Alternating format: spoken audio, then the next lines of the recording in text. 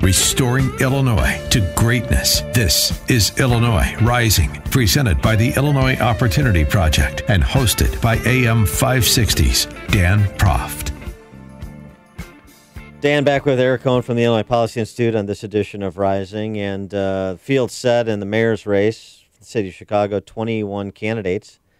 The Blackjack. Yeah, exactly. Unfortunately, we're not the House. Yeah. The House will win. Just a sort of an aside before we talk about the race. Remarkable these complaints against some of the signature petitions that were filed, like Susana Mendoza's and Dorothy Brown's. A lot of people in the city of Chicago who signed the petitions for both of these candidates have very similar penmanship.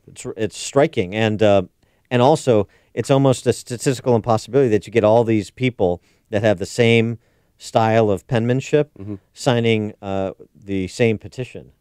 Whoa, are you possibly suggesting some kind of malfeasance on the part of Dorothy Brown? No, or Susana Mendoza. Or Susana Mendoza. Our comptroller, for goodness sake. No, look, from what I can see of these documents here, I'm just glad to see that Representative Chris Welch's unfunded mandate for requiring cursive to be taught in schools is apparently working out so well, because the penmanship, as you mentioned, it's outstanding.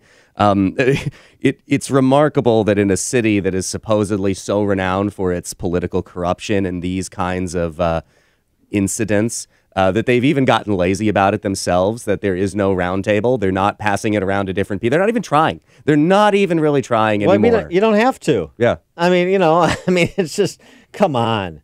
It's just, what I can't wait for the argument before one of these Star Chamber election boards. That I expect to be the argument or the defense. Come on. Okay. All right. You're on the ballot. Come on. Well, stop. So you got 21 candidates, but it seems like you have maybe 5 or 6 that have a plausible path to the runoff.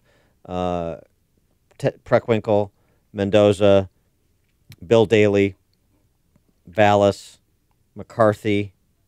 Anybody else I'm missing? Probably not. I mean, and unless Dorothy Brown can make sure all the people that sign this document actually turn out to vote for her. Right.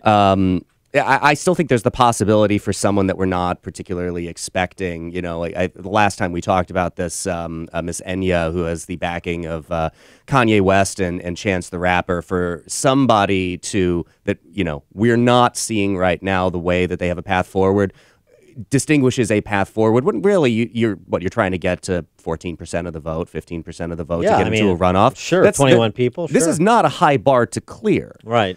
So it sets up for some surprises. I agree with that. But the heavyweights would be, I guess, Mendoza and Preckwinkle, and it's an interesting matchup because it's essentially a matchup of Madigan versus the public sector unions. And so it's a nice matchup in the sense that no matter what happens, both Madigan and the public sector unions win, and I like that sort of stability in our politics. Yeah, the sense of expectation is good.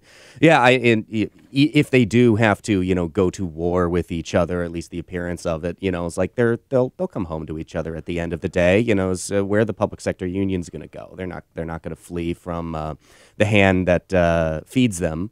So yeah, it's they'll put on a show if they have to, but yeah, at the end of the day, nothing changes. I would throw Gary Chico into that mix too. Maybe he would be the 6th that has a plausible path to the runoff, and by extension, perhaps the mayoralty.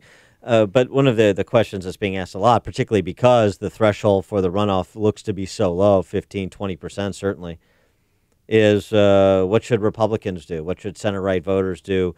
Who presents the closest approximation of a center-right policy agenda in the field, and what's your response to that?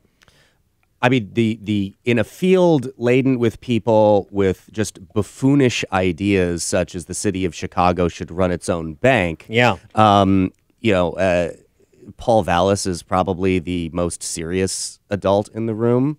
And the fact that, somebody who's actually offering some serious ideas is not presented, is amongst people like, Susanna Mendoza, who has, moved from one office to the other to do the bidding of those who tell her what to do, is just a bit of an indictment of the system, we might say. But I mean, I tell you, she's a hell of a soccer player.